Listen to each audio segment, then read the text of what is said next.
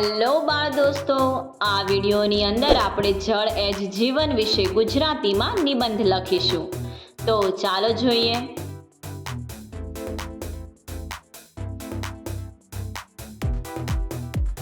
આજે પાણી બચાવશો, કાલે પાણી જીવન બચાવશે. જળ એ કુદરત તરફથી મળેલી અણમોલ ભેટ છે. જળ એ જ જીવન છે એમ કહેવામાં કોઈ અતિશયોક્તિ નથી.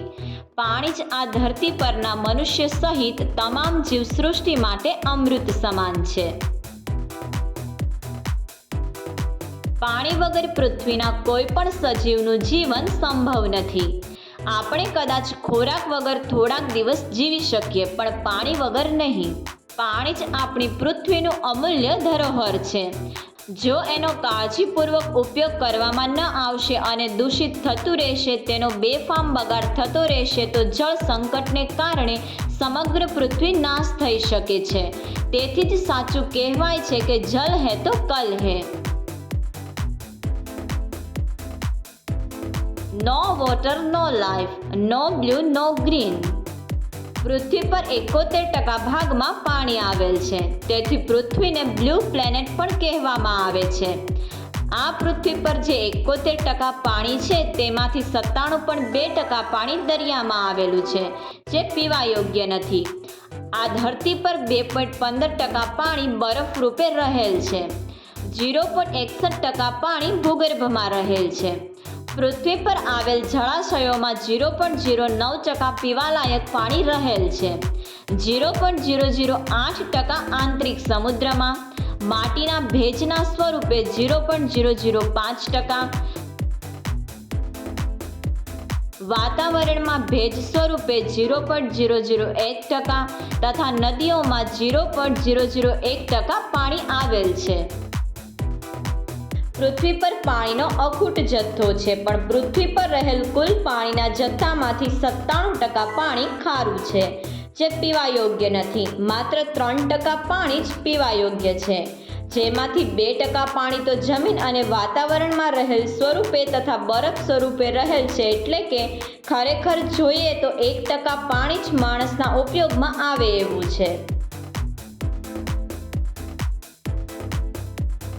પૃથ્વી પર વસતા બધા જ જીવો માટે જીવિત રહેવા માટે વાયુ પછી પાણી જ બીજી સૌથી આવશ્યક જરૂરિયાત છે. પાણી પીવા માટે ઉપયોગી છે. તે સિવાય નાહવા, કપડાં વાસણ ધોવા, ઘર ગાડી સાફ કરવા, પશુ પક્ષીઓને પીવા માટે, બગીચામાં છોડ તથા વૃક્ષો માટે ખૂબ જ ઉપયોગી છે. આ ઉપરાંત કૃષિમાં, સિંચાઈ તથા ઉદ્યોગોમાં ખૂબ મોટા પ્રમાણમાં પાણીનો ઉપયોગ થાય છે. પૃથ્વી પર જ્યારથી જીવનની શરૂઆત થઈ ત્યારથી જ પાણી ખૂબ જ મહત્વપૂર્ણ છે. તેથી આ દુનિયાની મોટા ભાગની સંસ્કૃતિ નદી કિનારે વિકસી હતી. ભારતના મોટા ભાગના શહેરો પણ નદીને કિનારે જ આવેલા છે. આ શહેરોના વિકાસમાં નદીઓનો મહત્વનો ફાળો છે. આ વાતને ધ્યાનમાં રાખીને જ સંયુક્ત રાષ્ટ્ર સંઘે દર વર્ષે 22 માર્ચના દિવસે વિશ્વ જળ દિવસ તરીકે ઉજવવાનું નક્કી કરવામાં આવ્યું છે.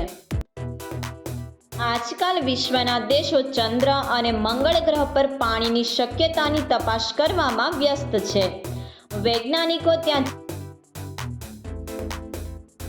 જીવનની શોધ કરી રહ્યા છે, પણ મુખ્ય બાબત એ છે કે પાણી વગર જીવન શક્ય નથી. તેથી આપણે કહી શકીએ કે જળ એ જ જીવન છે. પૃથ્વીના પારિસ્થિતિક સંતુલન માટે પણ પાણી ખૂબ મહત્વપૂર્ણ છે. સમુદ્રના પાણીનું બાષ્પીભવન થઈ વાદળ બને છે, અને એ વાદળ ઠંડા ક્ષેત્રમાંથી પસાર થાય ત્યારે તે ત્યાં વરસાદ રૂપે વરસે છે. આ વરસાદ જ પૃથ્વી પરના જળાશયો અને નદીઓને ફરીથી ભરી દે છે. ભૂગર્ભ જળનું સ્તર ઊંચું લાવે છે. વરસાદ જ પીવાના પાણીનો મુખ્ય સ્ત્રોત છે. આહાર શૃંખલાનો આધાર પણ અપ્રત્યક્ષ રીતે પાણી પર જ છે. આમ તમામ જીવસૃષ્ટિ માટે પાણી ખૂબ જ ઉપયોગી છે.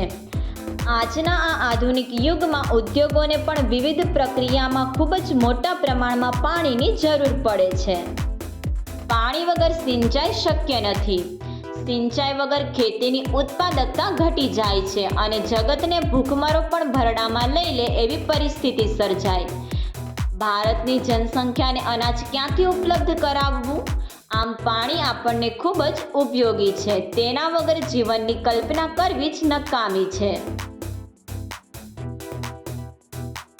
जल ही जीवन है, जल के बिना जीवन की कल्पना भी मुश्किल है. જે પાણીનો ઉપયોગ ચોમાસા સિવાયની ઋતુમાં કરી શકાય. આ સિવાય અગાસી પરના પાણીને પાઇપલાઇન દ્વારા બોરિંગમાં ઉતારી બોરિંગ રિચાર્જ કરવાની પણ વ્યવસ્થા ઊભી કરવી. ખેતરમાં આવેલા કૂવાને પણ ચોમાસામાં વહી જતા પાણી દ્વારા રિચાર્જ કરવાની સુવિધા હોવી જોઈએ કે વિકસાવવી જોઈએ. કૂવા રિચાર્જ દ્વારા ભૂગર્ભ જળસ્તર ઊંચા આવશે. ઘણા બધા વ્યક્તિઓએ પોતાના ઘરમાં આવી સુવિધા ઊભી કરી છે. સુરતના એક વ્યક્તિએ તો પોતાના ઘરમાં પાણીની લાઈન જ નથી લીધી. ગામડામાં ખેત તલાવડી બનાવવી જોઈએ. જો તળાવ હોય તો તેને ઊંડા કરવા જોઈએ. આ રીતે પાણીનો સંગ્રહ કરી સિંચાઈ કરવી જોઈએ. આ ઉપરાંત નદીને આડે ચેક ડેમો બનાવીને પાણીનો સંગ્રહ કરવો જોઈએ. આ રીતે ખૂબ મોટા પ્રમાણમાં પાણીનો સંગ્રહ થઈ શકે છે. વળી આના દ્વારા ભૂગર્ભ જળસ્તર પણ ઊંચું આવશે. ભારતના ઘણા બધા ગામડાઓમાં આવા ચેક ડેમો બનાવવામાં આવ્યા છે, જેના દ્વારા આ ગામોમાં પીવાના પાણીનો ઉકેલ આવી ગયો છે. વરસાદના વહી જતા પાણીનો સંગ્રહ કરવાનો આ ખૂબ સારો ઉકેલ છે. આમ સમગ્ર વિશ્વ સમક્ષ આવેલા આ જળ સંકટને પહોંચી વળવા સહિયારા પ્રયાસની જરૂર છે. લોકો, સરકાર તથા સંસ્થાઓના સહિયારા પ્રયાસથી જ આ શક્ય બનશે. ઉપર જણાવેલ ઉપાયોનો યોગ્ય અમલ કરી જળ સંકટને દૂર કરી શકવામાં સફળતા મળશે. લોકોમાં જવાબદારીની ભાવના આવે તેવા પ્રયત્નો કરી તેમને આ મિશનમાં જોડીને જ આ સંકટથી છુટકારો મેળવાશે. રિડ્યુસ, રીયુઝ, રિસાયકલ એ આપણી સાંપ્રત માનવ જાતિનું ધ્યેય વાક્ય બનશે. તો જ આપણે આવનારી પેઢીને જીવવા યોગ્ય પૃથ્વી આપી શકીશું. Save water, save life. જળ છે તો જીવન છે. જળનું જતન કરો, જળની કિંમત સમજો. સબસ્ક્રાઇબ કરો અમારી ચેનલ ક્રેઝી કિડ્સ લર્નિંગ. નવા વિડીયોનું નોટિફિકેશન મેળવવા માટે બેલ આઇકોન પ્રેસ કરવાનું ચૂકશો નહીં. અને જો તમને વિડીયો પસંદ આવે તો લાઈક અને શેર કરવાનું ભૂલશો નહીં.